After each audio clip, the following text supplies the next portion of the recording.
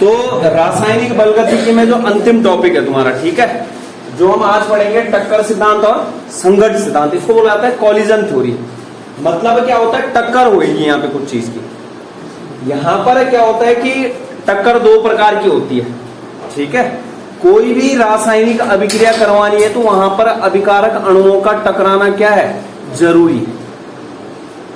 लेकिन जो वहां पर अभिकारक अणु टकराते हैं, दो प्रकार से टकराते हैं। एक टक्कर होती है प्रभावी टक्कर और एक टक्कर होती है अप्रभावी टक्कर। समझ गए? प्रभावी टक्कर का मतलब क्या है कि जब अभिकारक अणु एक दूसरे से टकराएंगे तो वहां पर क्या होगा, ऐसा नहीं होगा कि सभी अभिकारक अणुओं की वजह से क्या होगा, उत्पाद का निर्माण होगा। तो अब वे अभिकारक अणु जिनकी वजह से किस चीज का निर्माण होता है, उत्पाद का, उसे बोला जाता है प्रभावी टक्कर। ठीक है, मतलब कुछ ऐसा समझो जैसे ना दो आदमियों की जैसे लड़ाई होती है तो एक तो हो रहा है मुंह मुंह से बोल के, बस मुंह ही चल रहा है, अभिक्रिया कुछ नहीं हो रही। अरे अभिक्रिया तब तक नहीं होगी ना जब तक खून खान नहीं निकला। और एक हो रहा है कि मतलब अभिक्रिया ऐसे हो रही है कि दोनों तरफ से सीधे क्या हो रहा है, उसको बोला जाएगा मतलब जब फोड़म फोड़ हो रहा है, प्रभावी टक्कर, कि एक दूसरे में क्या हो गए, पूरे घुस गए। लेकिन एक हो रहा है मुंह ही मुंह चल रहा है, तो क्या बोलोगे उसको, मतलब क्या बोलोगे, फाइटिंग हुई नहीं बोलोगे, है ना।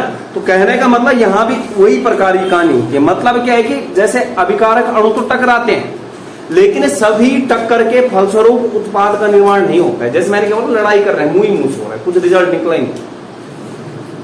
रिजल्ट कब निकलेगा, जब एक दूसरे जो है आंख काली हो रखी होगी, बिल्कुल पूरा ऐसा हो रखा होगी, हाँ कुछ आया है मतलब रिजल्ट, है ना।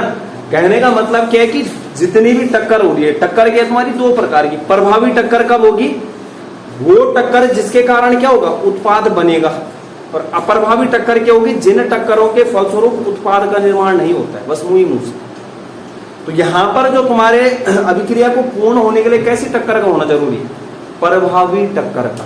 मतलब जब अभिकारक अणु आपस में कोलिजन करेंगे, आपस में टकराएंगे, तभी जाके किस चीज का निर्माण होगा, उत्पाद का। अब एक चीज बताओ, अभिक्रिया की दर जो है, मैं क्या बोल रहा हूं, अभिक्रिया की दर किस पर निर्भर करती है, टक्कर पर निर्भर करती है। और कौन सी टक्कर पर, प्रभावी टक्कर पर, मतलब जिस चीज से क्या हो, उत्पाद का निर्माण हो। तो एक चीज बताओ, अभिक्रिया का जो वेग है वो टक्कर पर किस प्रकार निर्भर करेगा, अभिकारक अणुओं के बीच में जितने ज्यादा टक्कर की संख्या होगी उतनी ज्यादा क्या होगी, अभिक्रिया की गति होगी। मतलब उतनी स्पीड से क्या होगी वो अभिक्रिया संपन्न होगी। जितने कम जो है वहां पर अभिकारक अणु आपस में टकराएंगे और जितने कम क्या होगी, प्रभावी टक्करों की संख्या होगी, वहां पर क्या होगी, अभिक्रिया की गति क्या होगी, उतनी ही कम होगी। मतलब टक्कर सिद्धांत के आधार पर हम क्या निकाल सकते हैं, रेट ऑफ रिएक्शन निकाल सकते हैं। जो तुम्हारी अभिक्रिया की दर होती है वो समानुपाती होती है टक्कर की संख्या की, कि कितने ज्यादा अभिकारक अणु टकराते हैं और कौन सी टक्कर, प्रभावी टक्कर। मतलब उत्पाद का जो निर्माण होगा वो प्रभावी टक्कर से ही होगा। ठीक है, तो इसमें लिखना पहला जो पॉइंट है, अभिकारकों को उत्पाद में, फर्स्ट पॉइंट, अभिकारकों को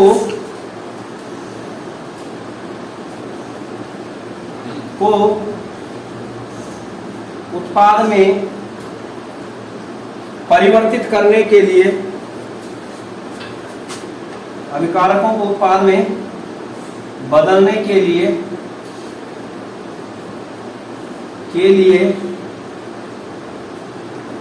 अभिकारक अणुओं के मध्य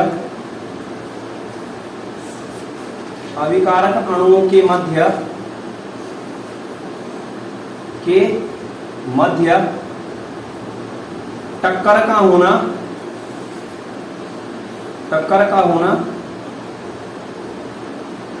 आवश्यक। टक्कर का होना क्या है, आवश्यक है। क्योंकि जब अभिकारक अणु आपस में टकराएंगे तभी जाके क्या होगा, तभी जाके हमें पता चलेगा कि इफेक्टिव यानी कि प्रभावी टक्कर कब हुई और अप्रभावी कब हुई।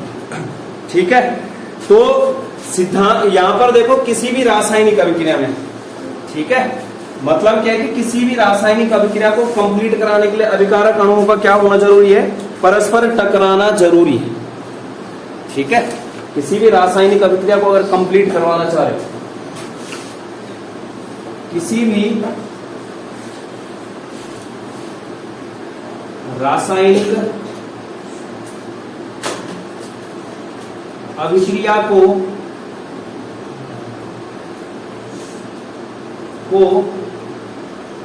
पूर्ण कराने के लिए, संपन्न कराने के लिए, पूर्ण कराने के लिए अभिकारक अणुओं के मध्य, अभिकारक अणुओं के मध्य प्रभावी टक्कर, कौन सी टक्कर? प्रभावी टक्कर, प्रभावी टक्कर का होना जरूरी है। 2 पॉइंट है। अब देखो, जो ये टक्कर सिद्धांत था, ये टक्कर सिद्धांत तुम्हारा दिया था मैक्स ट्राउट्ज। किसने? मैक्स ट्राउट्ज और विलियम लुईस ने। किसने दिया था? मैक्स ट्राउट्ज और विलियम लुईस ने।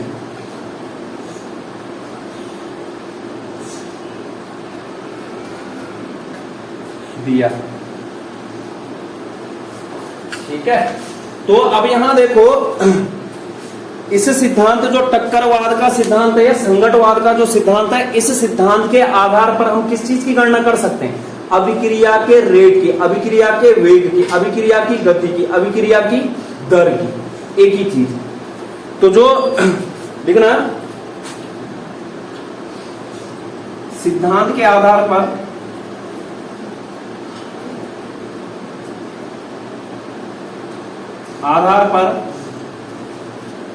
अभिक्रिया के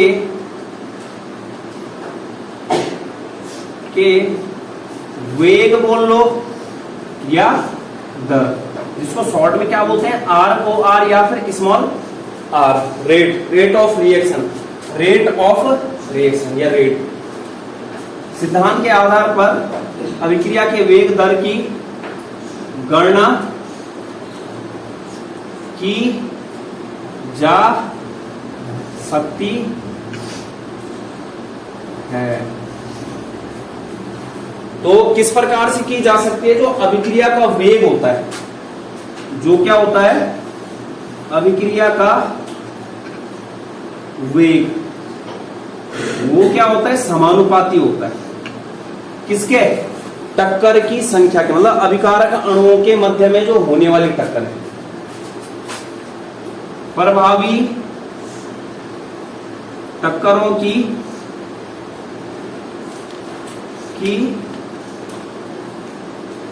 संख्या, प्रभावी टक्करों की संख्या, इतना नोट करो। इसके बाद लिखो अगला पॉइंट। यहां से हमें क्या पता चल रहा है कि जब अभिकारक अणु आपस में टकराएंगे, ठीक है, तभी क्या होगी? अभिक्रिया होगी। तो लिखना, अतः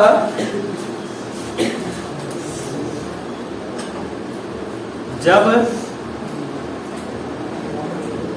अभिकारक अणु एक दूसरे से टकराते हैं, एक दूसरे से टकराते हैं तो अभिक्रिया होती है।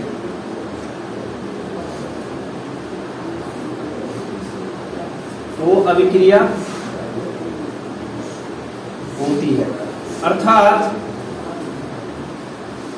अभिक्रिया का वेग,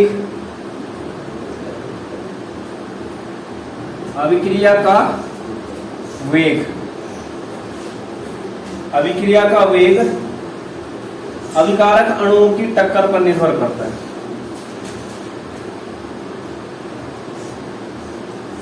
अभिकारक अणुओं की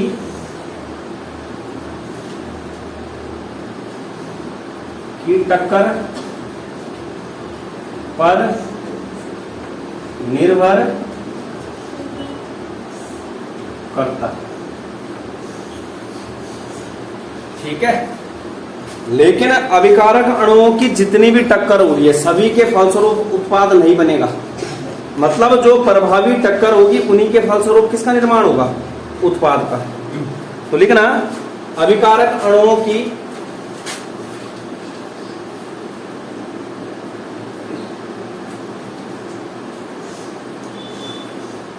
अभिकारक अणुओं की सभी टक्करों के फलस्वरूप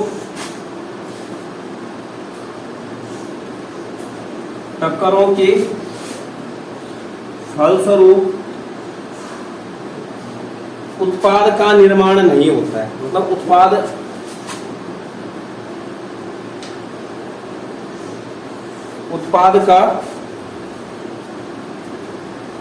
का निर्माण नहीं होता है। फलस्वरूप उत्पाद नहीं बनते हैं। जिन टक्करों के फलस्वरूप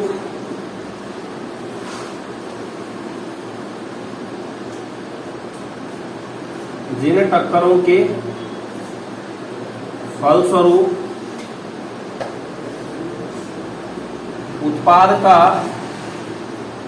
निर्माण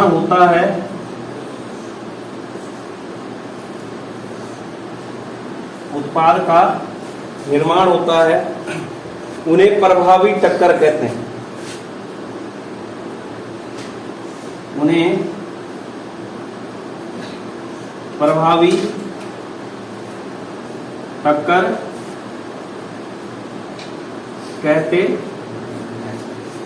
तो एक चीज बताओ, प्रभावी टक्करों की संख्या ज्यादा होगी कि कुल टक्करों की संख्या ज्यादा होगी? कुल की ज्यादा होगी। तो यहां पर लिख भी लेना, अभिक्रिया में प्रभावी टक्करों की संख्या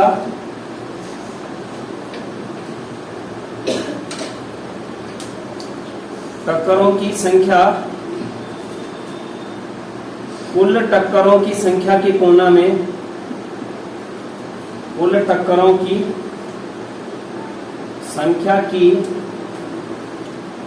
तुलना में क्या होती है?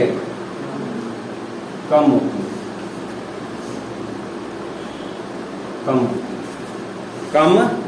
होती है। ये पहला पॉइंट।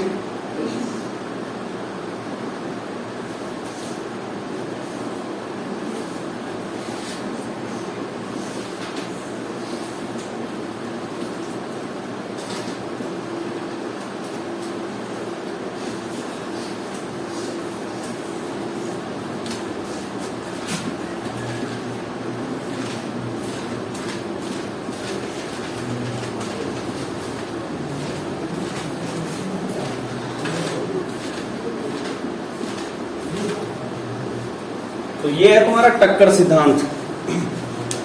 ठीक है। जैसे प्रभावी टक्कर है वो किन बातों पर निर्भर करेगी? तो अगर जैसे लड़ाई हो रही है, अगर लड़ाई में क्या है वो मतलब मैटर कुछ ऐसा है कि ज्यादा ही ऐसा है, संवेदनशील मामला है। ठीक है। तो वहां पर क्या होगी? प्रभावी टक्कर होगी। मतलब वहां पर निर्भर करेगा कि जो लड़ाई होने का कारण है वो क्या है। अगर थोड़ा ऐसी है, नॉर्मल कारण है, तो वहां पर क्या है? नहीं होने वाली। लेकिन अगर थोड़ा गंभीर मामले तो वहां पर क्या होगी? फाइटिंग होगी। मतलब हो सकता है एक दूसरे का खून भी कर दो। अरे समझ रहे हो? क्या बोलोगी? आ जाना उधर जरा, उसी पीछे हवाई पट्टी आ जाना। ठीक है। तो कहने का मतलब यही देखना हमने कि प्रभावी टक्कर किन बातों पर निर्भर करती है। ठीक है। तो इसके बाद लिखो, प्रभावी टक्कर निम्न बातों पर निर्भर करती है। ऐसे नहीं कि ऐसे ही वहां पर जो है प्रभावी टक्कर हो जाए।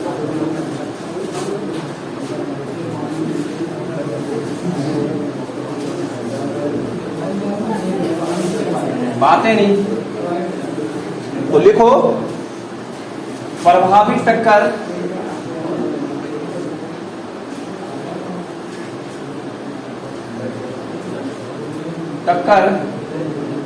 निम्न बातों पर पर निर्भर करती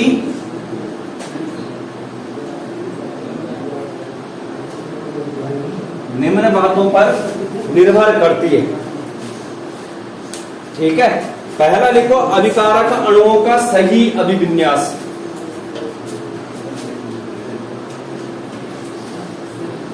अभिकारक अणुओं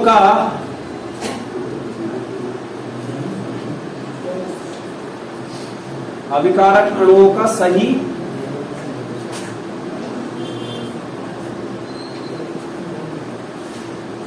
अभिविन्यास। समझो यहां पर सपोज दैट मेरे पास अभिकारक है X2 और Y2 जैसी है, दो कंडीशन लगा रहा हूं मैं, X प्लस Y, ये कंडीशन आ गई, और दूसरी है X प्लस Y। कौन सी अभिक्रिया में जो है इफेक्टिव टक्कर होगी, प्रभावी टक्कर होगी, मतलब कौन सी अभिक्रिया में जो है उत्पाद बनेगा, जहां पर आपस में जो है जो तुम्हारे अभिकारक अणु है अच्छे से क्या कर पाएंगे, टकरा पाएंगे। कहां पर टकरा पाएंगे, फर्स्ट वाले में कि दूसरे वाले में? अच्छा, फर्स्ट वाले में। यहां देखो फर्स्ट वाले में जब टक्कर होगी तो ये X किससे टकराएगा, Y से, लेकिन जब सेकंड वाले में होगा तो X किसके पास आएगा, इसके Y के पास, और ये वाला X किसके पास आएगा, इसके Y के पास।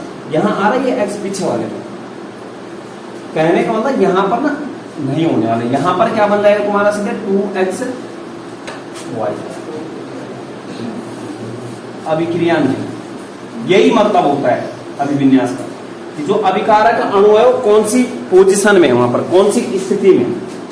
तो यहां देखो ना, ये Y इस X के पास जाएगा, ये Y किसके पास जाएगा, X, बराबर टकराएंगे वापस में।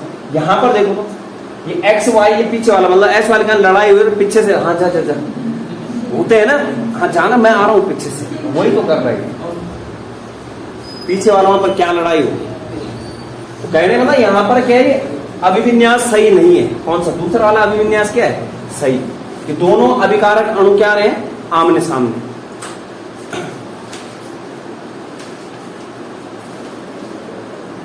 हो गया।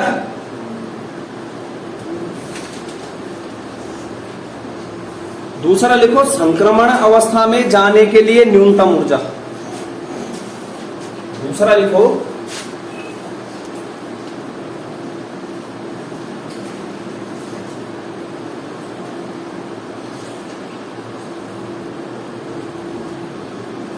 संक्रमण अवस्था में जाने के लिए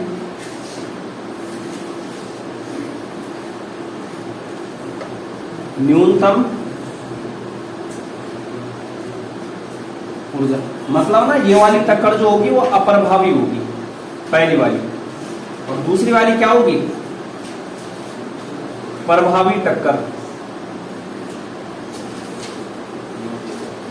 ठीक है, तो संक्रमण अवस्था में जाने के लिए न्यूनतम ऊर्जा, या फिर ब्रैकेट में लिख सकते हो देहली ऊर्जा।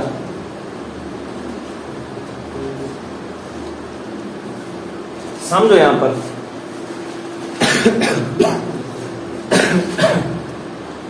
जैसे ये X और X, Y और Y, ये आपस में जब टकराएंगे तो पहले ये कौन सी अवस्था में जाएंगे, संक्रमण अवस्था, जिसको मध्यवर्ती भी बोलते हो तुम। तो जब संक्रमण अवस्था में जाएगा तो यहां पर क्या होगा, ये X किससे जुड़ रहा होगा, Y से, और ये वाला X भी किससे जुड़ रहा होगा, Y से। मतलब ना जैसे दो दो ग्रुप का लड़ाई कर रहा होगा, पहले तुम दोनों ने आपस में जो दोस्त है हाथ बांध रखे होंगे, जैसे सामने से लड़ाई होने के लिए हाथ कहां चला जाएगा, अरे सामने वाले पे तो जाएगा, मतलब यहां से बॉन्ड टूटेगा और कहां बनना शुरू हो जाएगा, सामने वाले पे। तो यहां देखो, यहां पर क्या होगा, Y, X और Y, जो ये बीच की अवस्था है, यहां से ये बॉन्ड टूट रहा है और यहां पर क्या हो रहा है, X और Y के बीच में बॉन्ड बनता हुआ दिख रहा है। X और Y के बीच में क्या दिख रहा है, बॉन्ड बनता हुआ। तो इसको बोला जाता है संक्रमण अवस्था। कौन सी अवस्था, संक्रमण अवस्था। और यहां तक जाने के लिए न्यूनतम ऊर्जा चाहिए होती है, संक्रमण अवस्था। इसके बाद क्या होगा, जो X के बीच का बॉन्ड है पूरा टूट जाएगा, तो क्या बन जाएगा, X और वाई, और दूसरा भी क्या बन जाएगा, एक्स और वाई, 2xy बन जाएगा। कहने का मतलब क्या है कि यहां पर जो है तुम्हारा क्या होना चाहिए, संक्रमण अवस्था में जाने के लिए न्यूनतम ऊर्जा का होना जरूरी है।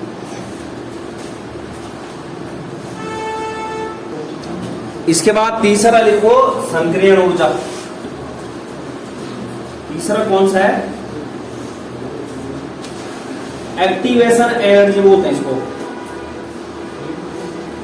देखो संक्रियण ऊर्जा क्या होती है, प्रभावी टक्कर के लिए अभिकारक अणुओं के पास जो है वह कम से कम ऊर्जा जिसके कारण क्या बन जाए, उत्पाद का निर्माण हो जाए। मतलब क्या है कि वह कम से कम ऊर्जा जिसके कारण क्या हो जाए, अभिक्रिया हो जाए।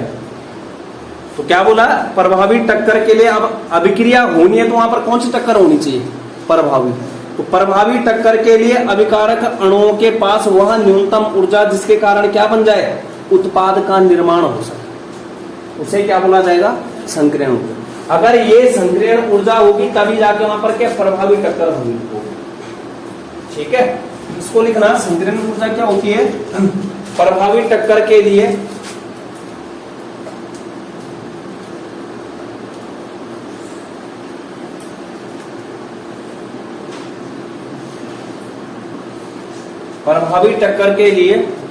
अभिकारक अणुओं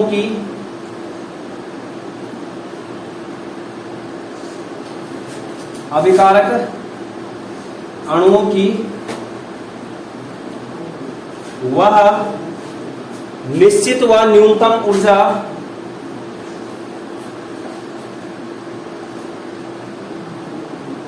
और निश्चित ऊर्जा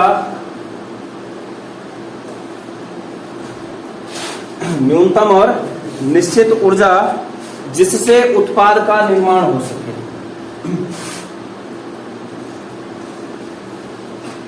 जिससे उत्पाद का निर्माण हो सके, क्या कहलाएगी, संक्रियण ऊर्जा, एक्टिवेशन एनर्जी। किससे डिनोट कर रहे थे इसको कल, ई ए से। और जो ये संक्रियण ऊर्जा होती है औसत ऊर्जा से अधिक होती है। संक्रियण ऊर्जा क्या होती है, औसत ऊर्जा से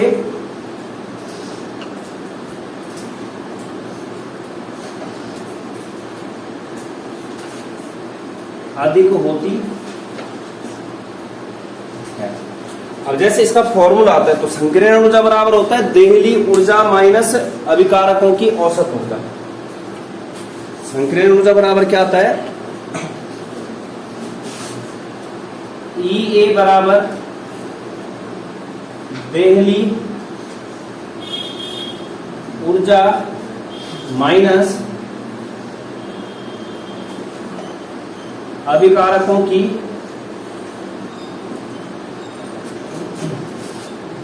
औसत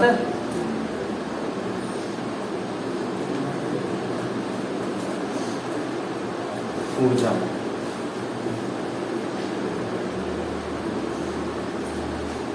तो अगर अभिकारकों के पास जो है संक्रियण ऊर्जा होगी तो तभी जाके क्या होगा वहां पर, प्रभावी टक्कर। तो ये 3 पॉइंट याद रखने यहां पर।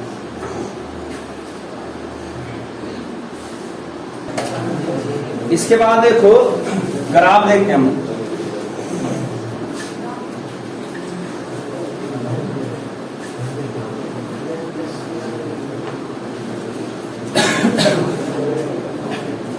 देखो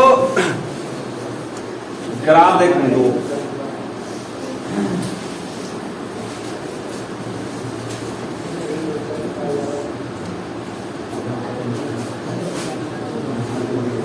ठीक है, ये है ऊर्जा का, ये है ऊर्जा। ठीक है, और ये क्या है तुम्हारी अभिक्रिया जो चल रही है, रिएक्शन है। ये क्या है, रिएक्शन। क्या है, रिएक्शन। अब यहां देखो जैसे संक्रियण ऊर्जा इससे समझ में आ जाएगा। सपोज दैट हमारा अभिकारक आर है, यहां पर है, तो और ये जो उत्पाद है कहां है, पी, यहां, तो यहां से ऐसे नहीं जाएंगे डायरेक्ट, कहां जाएंगे पहले,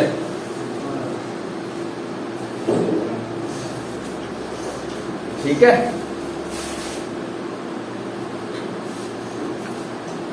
ये क्या है, पी।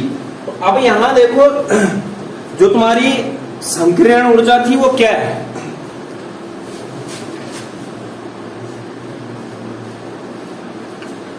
ये दिख रहा है, ये क्या है, E A, संक्रियण ऊर्जा E A। यहां पर क्या है, ये जो ग्राफ बना है ये बनता है तुम्हारा ऊष्माक्षेपी अभिक्रियाओं के लिए। किस प्रकार की अभिक्रियाओं के लिए, ऊष्माक्षेपी, ऊष्माक्षेपी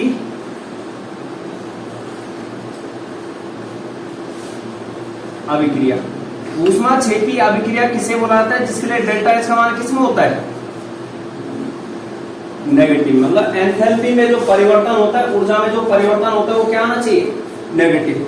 तो यहां पर क्या होता है, जो अभिकारक की ऊर्जा होती है वो ज्यादा होती है और जो उत्पाद की ऊर्जा होती है वो क्या होती है, कम।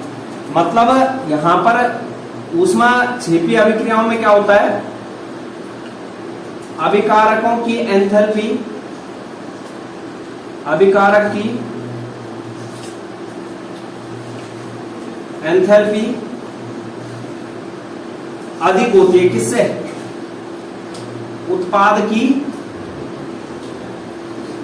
एंथैल्पी से।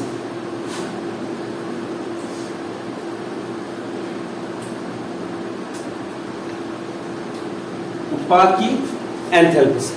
तो यहां देखो ये इतने पे कहां क्या है तुम्हारा, ये उत्पाद है। तो अब एक चीज बताओ, जो तुम्हारी ऊर्जा में परिवर्तन है या एंथैल्पी में परिवर्तन है, कितना आएगा, आर में से क्या घटाओगे, बी को, तो ये क्या आ जाएगा यहां पर, डेल्टा एच। और ये डेल्टा एच किसमें होता है, नेगेटिव में। ये डेल्टा एच किसमें होता है, नेगेटिव में। मतलब क्या है कि यहां देखो आर से लेकर जो, मतलब क्या है, यहां पर क्या बनता है, मध्यवर्ती बनता है, कहां पर, ऊपर पे, टॉप पे क्या बनता है, मध्यवर्ती।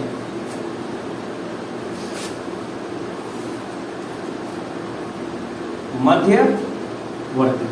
तो जो ये दूरी दिख रही है, यहां पर दिख रहा है इतना गैप, इसको क्या बोला जाता है, संक्रियण ऊर्जा। कि अभिकारक आर को यहां तक जाने के लिए जितनी ऊर्जा की आवश्यकता होगी, सपोज दैट यहां पर जैसे ये बॉल रखी है, तो इस बॉल को हम ऊपर ले जाएंगे, जैसे यहां पर पहुंचाएंगे तो यहां इसके बाद ऊर्जा की जरूरत नहीं होगी, इसके बाद क्या वापस होता ही क्या आ जाएगी, नीचे आ जाएगी, ठीक है। ऐसे यहां पर दूसरा देखो, ये आर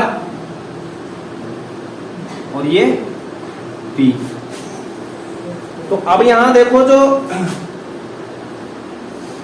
संक्रियण ऊर्जा है ये है ई ए, संक्रियण ऊर्जा क्या है, ई ए। ये जो ग्राफ होता है ये ऊष्मा शोषी अभिक्रियाओं के लिए। ऊष्माक्षेपी अभिक्रियाओं में क्या थी, अभिकारक की ऊर्जा ज्यादा थी, लेकिन ऊष्मा शोषी में क्या होगी, उत्पाद की ज्यादा होगी। ये किसका है, ऊष्मा शोषी। ऊष्मा शोषी में क्या होता है, डेल्टा एच, यानी कि एंथैल्पी में जो परिवर्तन होता है कितना आता है, प्लस में, क्या होता है, पॉजिटिव में। और जो उत्पाद की एंथैल्पी है वो क्या होती है, ज्यादा होती है, किससे, अभिकारक की एंथैल्पी से।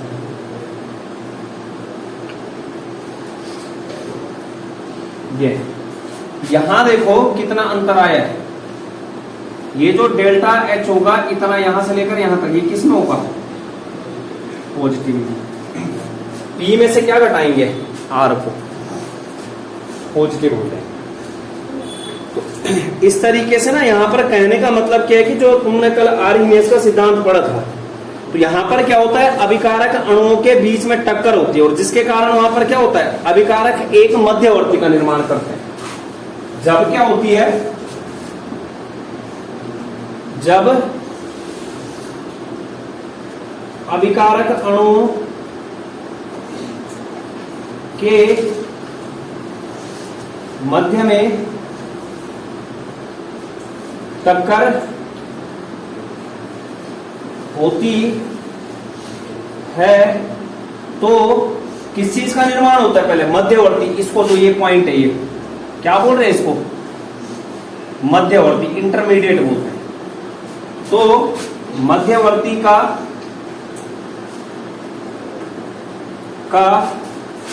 निर्माण होता है, और जब मध्यवर्ती का निर्माण होता है तो जो क्या होता है, बहुत कम समय के लिए स्थायी होता है। मतलब जो ये मध्यवर्ती होता है, ये क्या होता है, अस्थायी होता है। और मध्यवर्ती अस्थायी होता है जिससे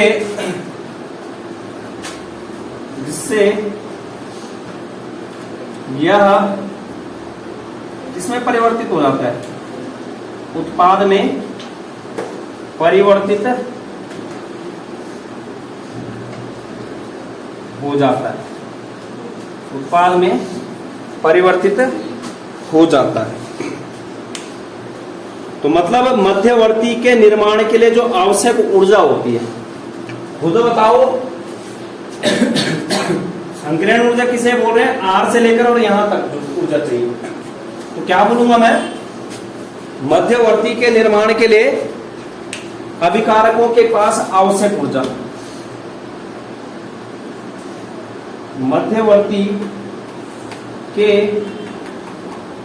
निर्माण के लिए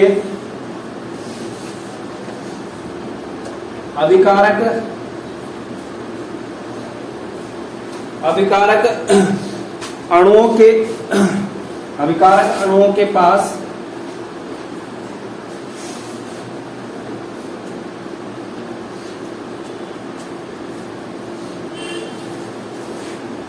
आवश्यक ऊर्जा क्या कहलाएगी, संक्रियण ऊर्जा। मतलब क्या है कि जो हमारे अभिकारक अणु होंगे, पहले किसमें जाएंगे, जो अभिकारक होगा वो संक्रियण ऊर्जा के थ्रू, ईए के थ्रू कहां जाएगा, मध्यवर्ती में। और ये मध्यवर्ती क्या होता है, अस्थायी। अस्थायी होगा तो किसमें चेंज हो जाएगा फिर, उत्पाद में।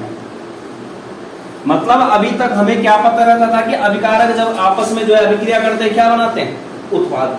लेकिन अभिकारक जब पहले क्या होगा, वो संकीर्ण ऊर्जा लेकर के कहां जाएंगे, मध्यवर्ती में, तब जाके कहां चले जाएंगे, उत्पाद में। क्योंकि मध्यवर्ती क्या है, अस्थायी स्थिति, मतलब बहुत कम समय के लिए बनता है, अस्तित्व में जो है बहुत कम समय के लिए रहता है। इसको नोट करो।